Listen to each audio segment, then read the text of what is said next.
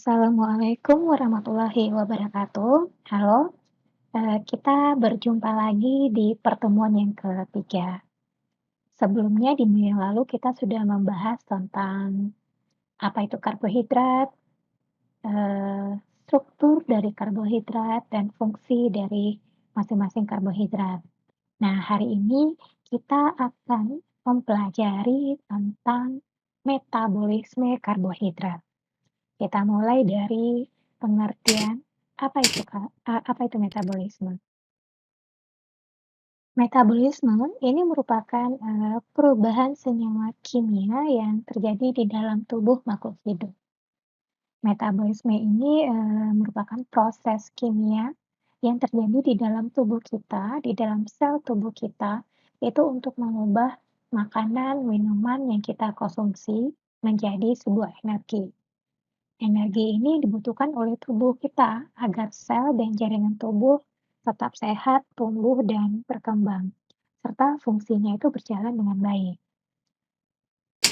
Secara metabolisme ini dalam tubuh itu bekerja melalui dua proses. Yang pertama adalah katabolisme, yang kedua itu adalah anabolisme.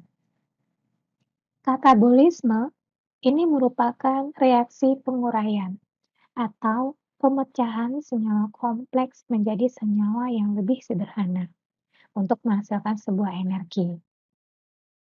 Untuk proses katabolisme yang terjadi pada makhluk hidup, itu nanti akan dibagi menjadi respirasi aerob dan respirasi anaerob. Sedangkan anabolisme atau sintesa ini berkebalikan dengan katabolisme. Jika katabolisme tadi pengertiannya adalah proses pemecahan, anabolisme ini adalah proses pembentukan senyawa kompleks dari unsur-unsur penyusunnya, dan reaksi ini memerlukan energi. Senyawa kompleks yang dimaksud di sini adalah senyawa atau molekul makro. Itu molekul yang berukuran besar. Contohnya adalah polisakarida. Sedangkan senyawa sederhana itu diartikan sebagai molekul mikro atau molekul yang berukuran kecil. Contohnya itu adalah asam amino, asam lemak, dan komponen lemak yang lain. Kita akan bahas satu persatu dari macam metabolisme ini. Kita mulai dengan katabolisme.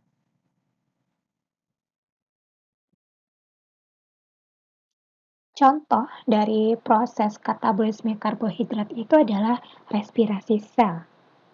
Respirasi sel ini adalah sebuah proses reduksi, oksidasi, dan dekomposisi yang menggunakan oksigen maupun tidak menggunakan oksigen, di mana proses ini merubah senyawa organik kompleks menjadi senyawa yang lebih sederhana yang disertai dengan pelepasan sejumlah energi ke dalam bentuk ATP. Energi dalam bentuk ATP. ATP itu singkatan dari adenosin trifosfat.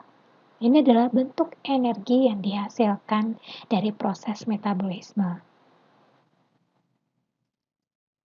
Nah, respirasi sel ini berlangsung di dalam mitokondria.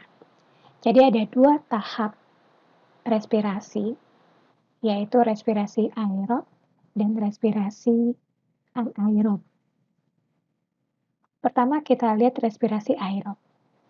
Respirasi aerob itu bisa diartikan dengan reaksi pemecahan senyawa glukosa yang memerlukan bantuan oksigen. Nah, oksigen di sini itu memiliki peran dalam menangkap elektron yang kemudian nanti akan bereaksi dengan ion hidrogen dan menghasilkan H2O.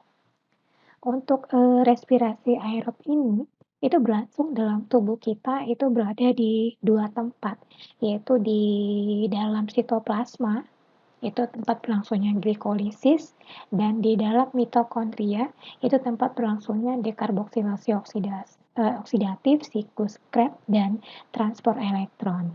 Nah, jadi respirasi aerob, respirasi yang membutuhkan oksigen ini terjadi dalam 3 tahap, yaitu glikolisis yang terjadi di dalam sitoplasma, dekarboksilasi oksidatif, siklus Krebs, dan transfer elektron yang terjadi di dalam mitokondria. Nah, mari kita lihat satu persatu dari tahapan respirasi aerob ini. Kita mulai dari glikolisis. Glikolisis ini merupakan tahap pertama dari respirasi aerob yang memproses glukosa. Ini glukosa menjadi energi. Nah, pada proses ini terjadi pemecahan glukosa yang memiliki 6 atom karbon menjadi asam pirufat yang memiliki 3 atom karbon. Jadi proses glikolisis ini bisa diartikan secara sederhana penguraian molekul glukosa menjadi 2 asam pirufat. Jadi di samping menghasilkan 2 asam pirufat, proses glikolisis ini juga akan menghasilkan 2 NADH dan 2 ATP. Proses ini berlangsung di dalam sitoplasma dalam 2 jenis reaksi, yaitu reaksi endergonik. Endergonik artinya reaksi yang membutuhkan ATP, dan reaksi eksergonik itu adalah reaksi yang menghasilkan ATP. Sehingga pada tahapan ini itu akan dihasilkan 2 ATP, 2 asam pirufat, dan 2 NADH. Nah, asam pirufat yang dihasilkan di sinilah yang akan nantinya digunakan pada proses selanjutnya, yaitu proses dekarboksilasi oksidatif. Nah, mari kita lihat ke proses selanjutnya. Nah, proses dekarboksilasi oksidatif. Proses dekarboksilasi oksidatif ini sama ya seperti bukan sama, kalau tadi glikolisis itu terjadi di sitoplasma ya. Nah, dekarboksilasi oksidatif ini adalah proses respirasi aerob yang terjadi di dalam mitokondria. Dekarboksilasi oksidatif ini juga disebut sebagai reaksi antara, karena dekarboksilasi oksidatif ini merupakan reaksi sebelum masuk ke tahap selanjutnya, yaitu siklus Krebs. Jadi setelah ini itu akan ada tahap selanjutnya, yaitu siklus Krebs. Di sini proses dekarboksilasi oksidatif ini itu terjadi tepatnya pada matriks mitokondria. Jadi nanti saudara bisa cari ya bagian dari mitokondria, matriksnya itu bagian yang mana. Itu nanti bisa dilihat di buku atau lihat di Google ya. Cari gambar mitokondria yang matriks mitokondria itu bagian mana, itu nanti bisa dilihat sendiri ya. Nah, pada proses dekarboksilasi oksidatif ini terjadi perubahan satu asam pirufat menjadi 1 asetil koenzim A. Jadi setiap 1 asam pirufat yang dihasilkan dari proses glikolisis itu akan diubah menjadi 1 asetil koenzim A pada tahapan dekarboksilasi oksidatif. Nah, di tahapan glikolisis tadi itu jumlah statusnya glukosa menghasilkan 2 asam pirufat sehingga di sini akan terbentuk pula 2 asetil koenzim A. Nah, pada proses ini itu juga membutuhkan koenzim A yang nanti akan menghasilkan 2 NADH dari NAD+. Nah, jadi hasil akhir dari dekarboksilasi oksidatif ini selain menghasilkan 2 asetil koenzim A, itu juga akan menghasilkan 2 buah NADH. Nah, kemudian 2 asetil koenzim A inilah yang akan masuk menuju ke tahapan berikutnya, yaitu siklus Krebs. Ini skemanya ya, bisa dilihat. Nah, kita masuk ke tahapan siklus Krebs. Siklus Krebs ini juga disebut sebagai daur asam sitrat. Ini dikarenakan pada tahapan ini dihasilkan senyawa awal berupa asam sitrat. Nah, tempat berlangsungnya siklus Krebs ini itu sama dengan dekarboksilasi oksidatif, yaitu berada di dalam matriks mitokondria. Nah, hasil dari siklus Krebs ini adalah senyawa yang berfungsi sebagai penyedia kerangka karbon untuk sintesis senyawa lain, yaitu 3 NADH 1 FADH2 dan 1 ATP untuk setiap 1 asam pirufat. Nah, karena pada input sebelumnya itu terdapat 2 asetil koenzim A untuk setiap 1 mol senyawa glukosa, maka hasil yang didapatkan dari siklus Krebs pada proses respirasi ini adalah 2 ATP, 6 NADH, dan 2 FADH2. Nah, selain ketiga senyawa ini dihasilkan dari siklus Krebs, satu senyawa lagi itu terbentuk dalam siklus ini. Senyawanya adalah CO2. Nah, satu berasal dari proses pembentukan NADH yang menghasilkan 2 buah CO2. Nah, karena 2 asetil koenzim A yang digunakan, maka nanti akan terbentuk 4 buah CO2. Jadi, kita simpulkan lagi ya, hasil akhir dari siklus Krebs itu selain 6 NADH, 2 FADH2, 2 ATP, itu ditambah dengan 4 CO2, 4 karbon dioksida. Nah, setelah ini, proses selanjutnya itu adalah transport elektron. Ini siklus dari siklus Krebs ya, skema dari siklus Krebs. Nah, kita lihat proses yang keempat, itu adalah siklus Krebs. Ini adalah proses terakhir dari respirasi aerob katabolisme.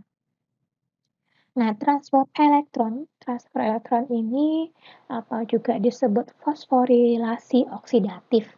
Ini adalah tahap di mana terjadi pengubahan NADH dan FADH2 menjadi energi yang berbentuk ATP. Energi yang akan digunakan oleh tubuh kita. Nah, tempat berlangsungnya tahapan transfer elektron ini itu berada di bagian mitokondria, itu tepatnya di dalam di membran dalam atau di kristal, nama kristal mitokondria. Jadi kalau tadi di 2 tahap sebelumnya itu di matriksnya ya, matriks mitokondria. Nah, transfer elektronnya terjadi di dalam kristal membran dalam mitokondria. Nah, pada bagian transfer elektron ini, untuk setiap 1 molekul NADH itu akan menghasilkan 3 ATP. Dan setiap 1 molekul FADH2 itu akan menghasilkan 2 ATP. Jadi dari sini kita bisa menghitung jumlah total ATP yang dihasilkan. Nah, untuk menghitung jumlah total ATP yang dihasilkan, itu mari kita hitung dulu jumlah NADH yang dihasilkan dari tahap-tahapan sebelumnya.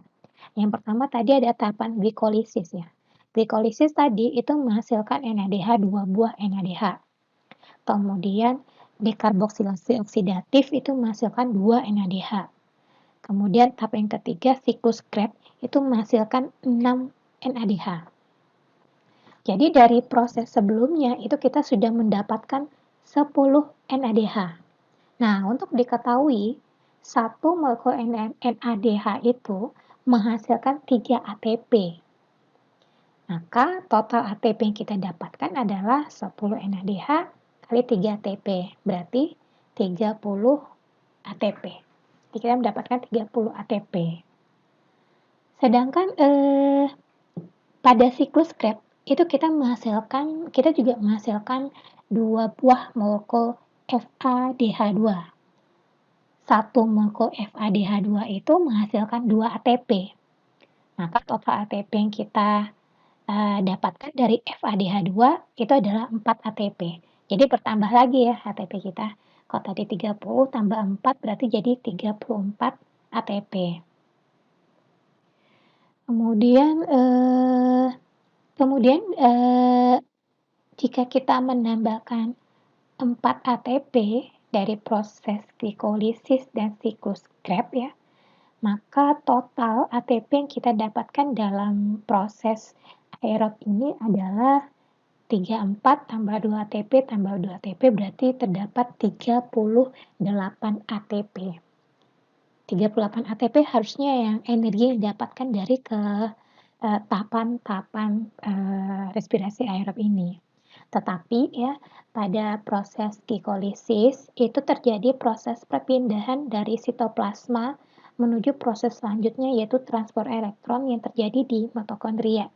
Nah, proses pemindahan ini dari sitoplasma ke mitokondria ini itu membutuhkan energi sebanyak 2 ATP.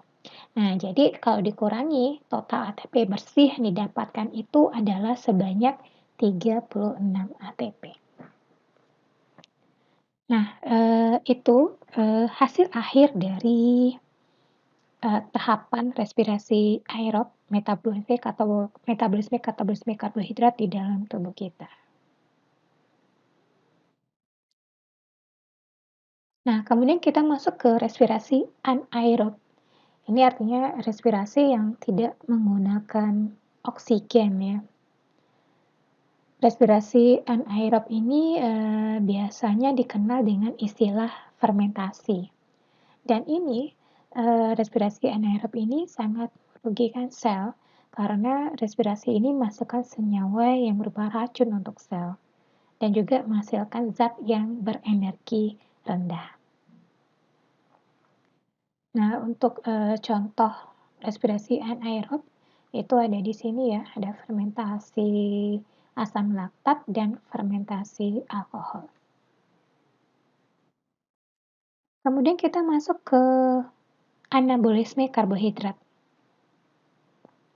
Jadi, berbanding terbalik dengan katabolisme, anabolisme karbohidrat ini adalah suatu proses penyusunan atau tahapan zat dari senyawa sederhana menjadi senyawa yang kompleks.